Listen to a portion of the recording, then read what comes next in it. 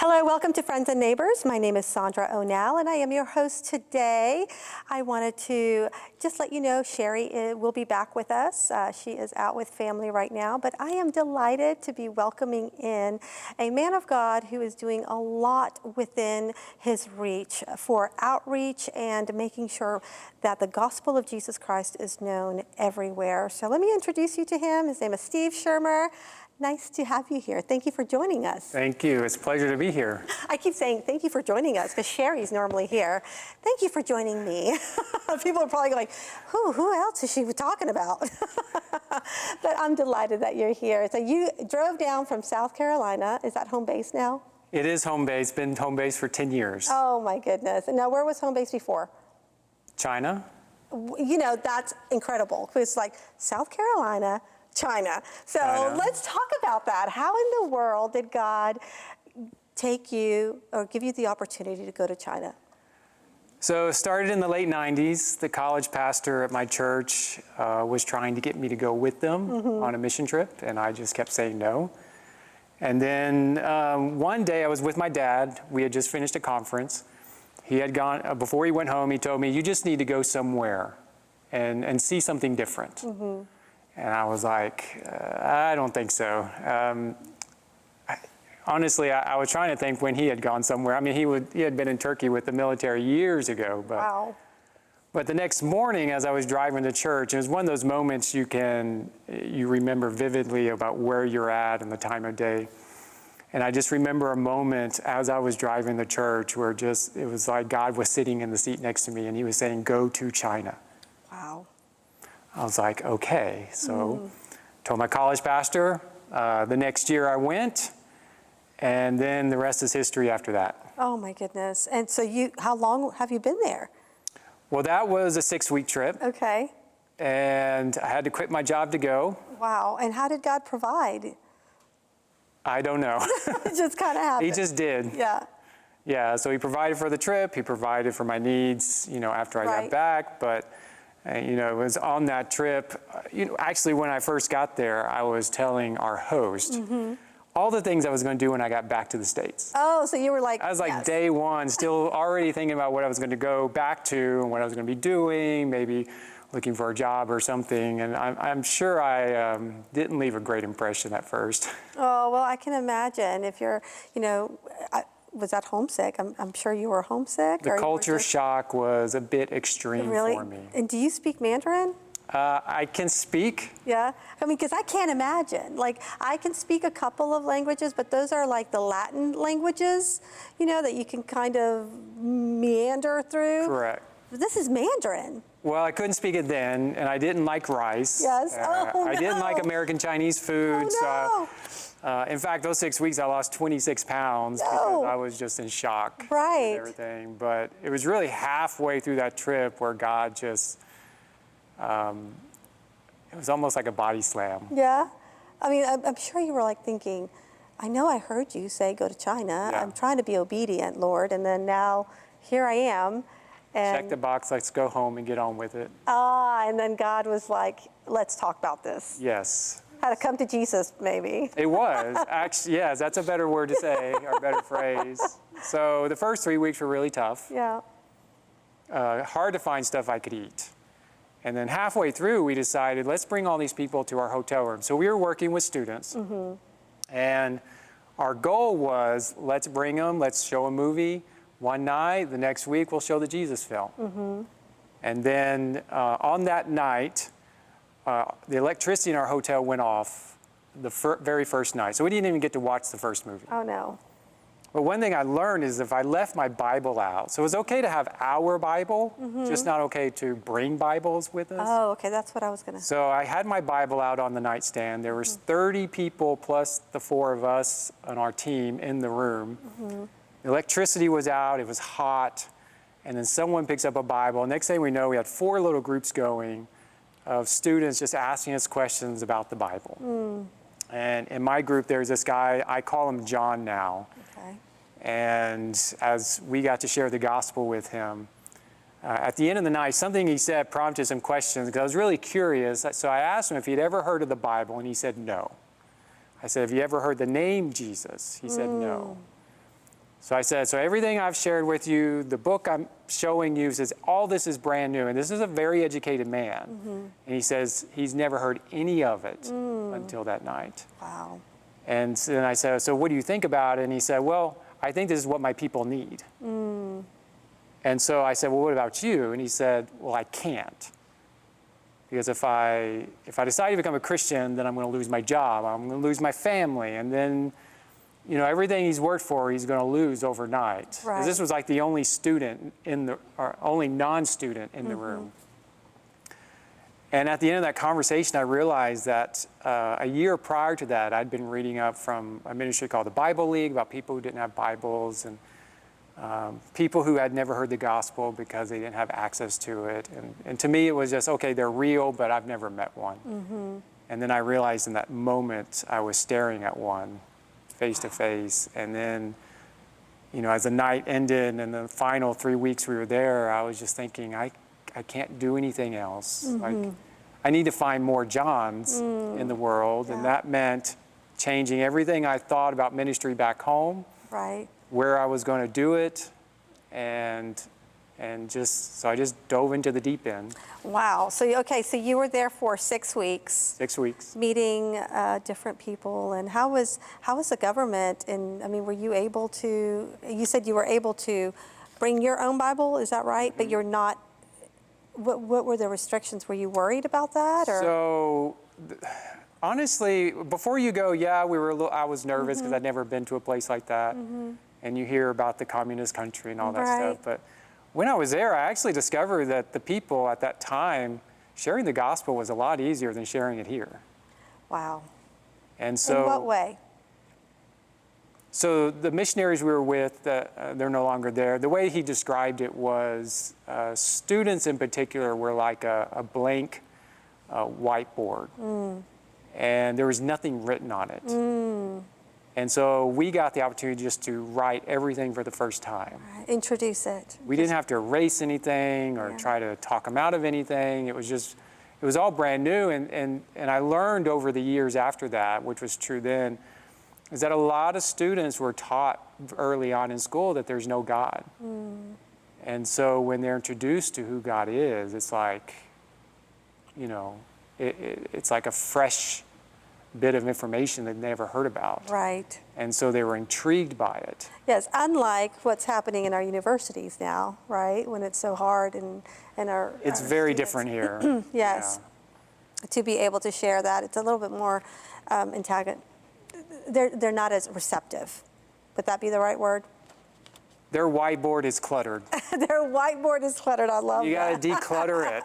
You're constantly clean it up. decluttering it. We're over there, we didn't have to declutter anything. I mean, you may have run into a Buddhist or a Taoist or something, but to them it was just, this is what my parents told me. But, Yeah. I'm an atheist because the government told me I'm an atheist. Gotcha. So it's Not because something I that they actually think I'm an atheist. grabbed a hold of. So then you came back to the States, and what did you do then? Got angry. Isn't it awesome that God walks through all of our emotions with us? Yeah. So I was angry. It's like, why are we acting this way over here? You got people over there like John, and we're acting like we're just entitled to everything. And so, I jumped into the deep end. I didn't know what to do. I started on a path to go with one organization, and honestly, that didn't work out. God had other plans. So I just launched out and just started doing wherever I could, going back to China, working with international students in the DFW area, anything I could to be around them. And then at that point, because that's what you have to do, right? Or else you become inward. If you're not outward, if you're not going out and serving, you can be inward and sit there and be, woe is me, right? Where am I going? So, and that's what God asks us to do, to be the hands and feet of the Lord, right? So you started going everywhere, and then what led you to your next step? So I was trying actually to run from China, so I would go to Japan, I'd go to Russia, I'd go to all these places, and God taking me back to Japan, or back to China, I mean. And eventually, after getting married and having our kids, we ultimately moved to China. Okay. and served there for 4 years. And did you plant churches there, or were you able to? We did. or- Everything, it was all kind of done under the radar. Yeah. And, nothing was, it's not like it is here where you could just do whatever, wherever. Right. So we had, but we got used to it. It just became second nature. It really wasn't any big deal at the time. And the good thing was during that time, it was like a sweet spot because even though there wasn't technical freedom, there was a sense of, as long as you didn't step over a certain line, everything was okay for the moment. And so we did that and came back, ended up in South Carolina, which was new to us. And So that was like a whole complete culture shock. South Carolina? Yes. Yes. From China. And how many children do you have? You have your family, you're living in China. Yes. Right? And then you come to South Carolina, and it's pretty much a rural area of South Carolina, right? So I go from Dallas, Texas to China, South Carolina. South Carolina, to a state that has less people than the Dallas-Fort Worth That's area. great. So I had to get used to that. Yeah. And I jokingly say I had to get used to the trees because I Yes. wasn't used to so many trees. But it's been really good. So when we moved to China or moved to South Carolina, that's when we had sensed a change was coming from our 13 years of really just campus ministry in and around China. And so being in South Carolina, that's when God started moving some things around, moving the pieces around, and that's when Silk Road Catalyst was born. So how was it born in South Carolina? Was it one of those moments of like, yes, peace, like just peace surpasses all understanding, this is your next move? So back in China, 2005 or 4, something like that, I was there for 10 weeks by myself, just roaming around the country. Yeah. And every day, I'm not advocating that you just open your Bible and let it fall wherever. Right. But it was one of those moments where every day my Bible just kept falling to the same verse and passage, Ezekiel chapter 43. And I just kept reading the first 5 verses, and it was like God was just speaking, but I didn't want to tell a whole lot of people about it. Right. And then in 2011, God confirmed it through a Chinese pastor speaking in Los Angeles at an event I was at. And then in 2013, I sat with our leadership team, and I said, look, I'm going to share a vision I think God gave me, but I don't know what it means. Steve, I want you to hold that because we're going to have to take a quick commercial break soon, and I want you, when we come back, I want you to talk about that, that vision and how God provided for you. I'm really excited to hear about that, but it's interesting how he uses his people to kind of till the road, right? He tills the land, and the obedience of, our job is to walk in obedience towards that, right? Well, we'll have to take a quick commercial break. We'll be back with Steve. Join us as we start to find out how he founded Silk Road Catalyst. We'll see you shortly.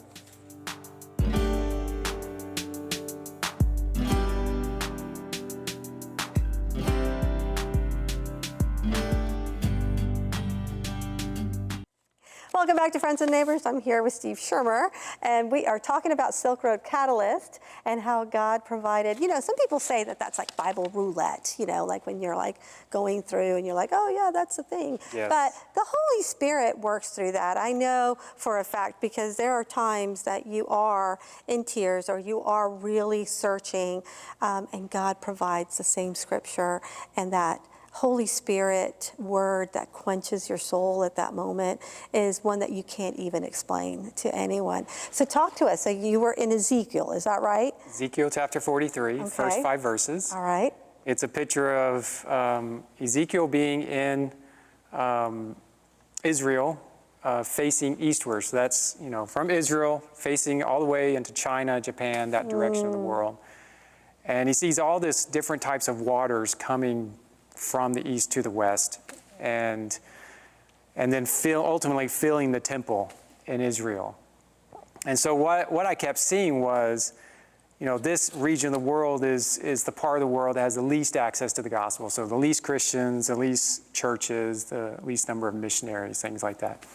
And so how are we going to get the gospel to them? So it's going to require not just Western people or Western believers, it's going to require the whole church and the whole world engaging. And so, but if that happens, then this region will gain access to the gospel. and ultimately go from the east back to the west. So it's kind of like start in Jerusalem, going to the Middle East, and it's kind of a general idea. It's not a perfect analogy, but it feels kind of, it goes westward, Europe, Africa, and America, South America, back into China, where there was a huge revival. And then from China back through Asia, Central Asia, Middle East, all the way back to Israel. Wow. And so he's providing that to you, that information, and how did you, what did you do after that? So in that moment in 2013, when I'm sharing that vision with the board, because I didn't know how they would accept it. They probably think I was crazy or something. But in a moment, they were like, well, they thought there was something to it, so let's figure it out. So I worked with one of them just to process it and figure out where we were going. And then we realized, well, this is going to be much bigger than China. This is going to be much bigger than our work in China. And we didn't have all the answers then. We just knew it was bigger. And so we went through a process. We've got to figure out, how do we call ourselves, identify ourselves, brand ourselves, what do you want to call us? That's how we landed on the name Silk Road Catalyst, because the Silk Road, starting in China, going all the way to the Middle East and even into Europe, just represented the region that we were working in. Right. And the word catalyst was more about just being a catalyst to starting churches, to making disciples, to caring for those who don't have access to what we enjoy every day here. And then how do you choose? How do you pick? I mean, I'm sure there's a lot of prayer that goes into it. But I mean, you were just saying you were in Istanbul recently. Yeah, so it's really like, okay, God, what do you want? And He's just got to bring the opportunity. So, you know, being in Turkey had to do with the earthquake this year. So we weren't there before, but when the earthquake struck in February, it opened a door for us to come and walk alongside an existing church and serving those 1.5 million people. And through all that, it ultimately led to building a team in the region so we can really be stable in the area and serve a wider group, especially refugees right now. Right. Because that's a growing population, and especially on that side of the world. Yes, yes, and just being the hands and feet. So if somebody wants to be a part of it and join, and they don't know how to, you know, use their gifting, they could link hands with you, right? Or they could go to your organization and be a part of it. Absolutely. So the best way to get information is on our website and social media pages. Yep.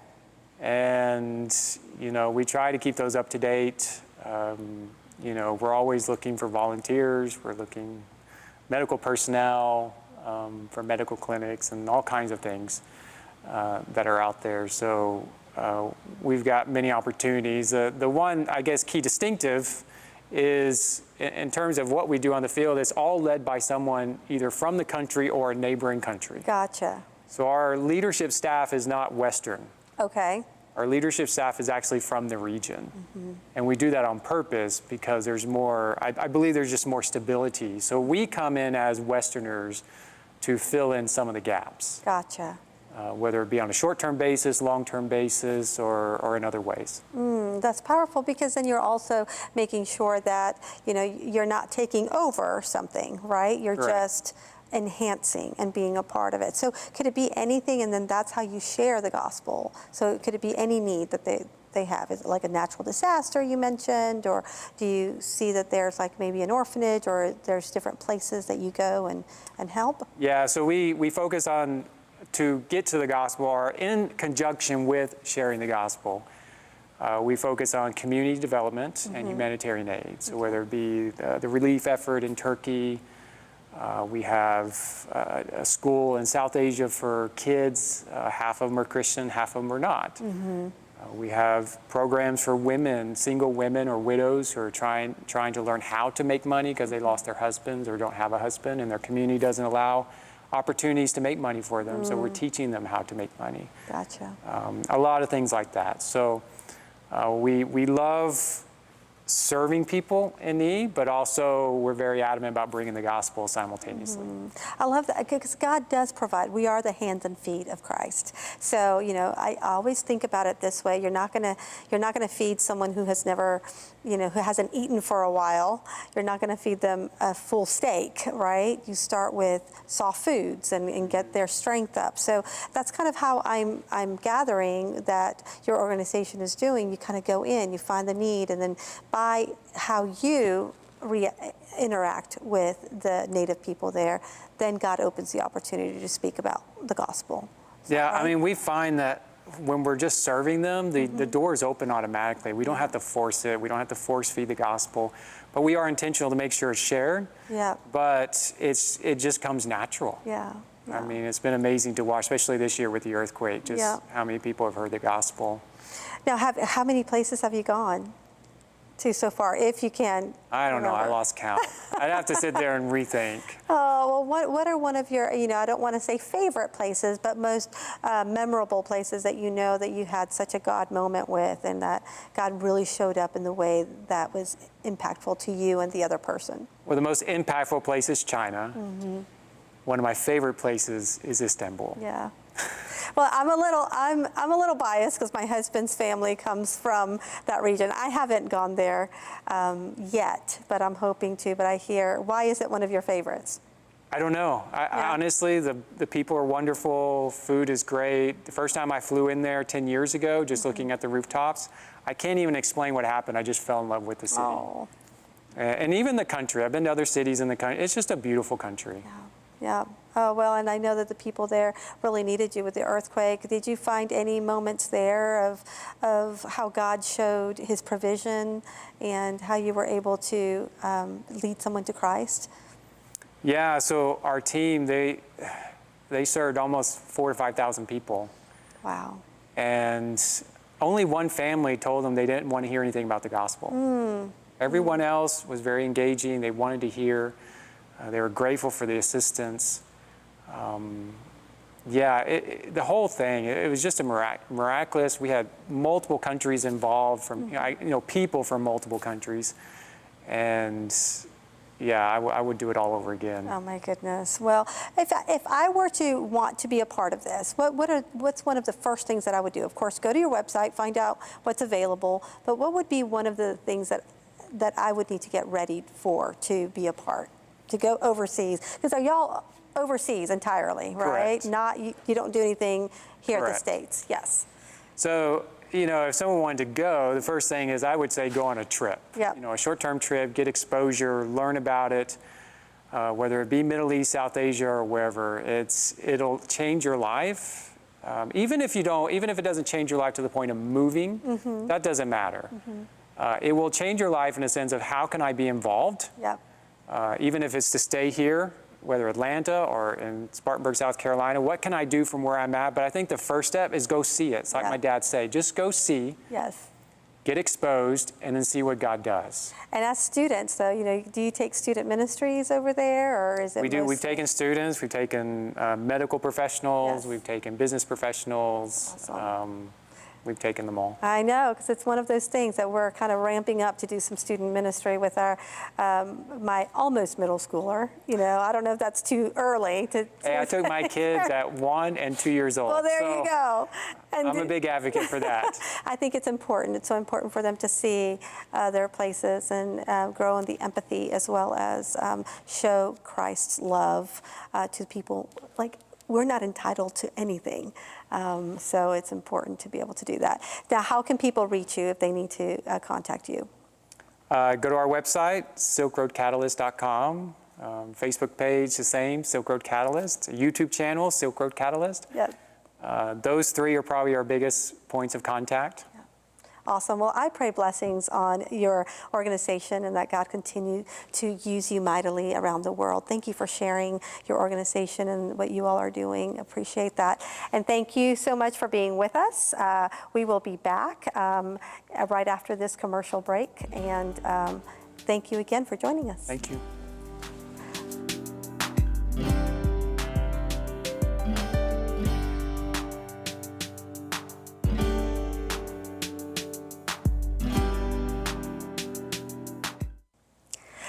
Welcome back to Friends and Neighbors. I hope that you have enjoyed the information that you've received about Silk Road Catalyst. To me, it's just so important to be able to walk in the obedience, walk in God's obedience in your life, as well as the calling and purpose He has placed in your life. And I'm excited to hear that there is an organization that is out there doing an outreach specifically in the areas that I mean, East Asia and Middle East. Wow. I would encourage you to look them up and volunteer, support them. And as always, I am always thankful that you are supporting us by watching Friends and Neighbors. Know that we love you and that Jesus loves you, and we'll see you next time. Take care.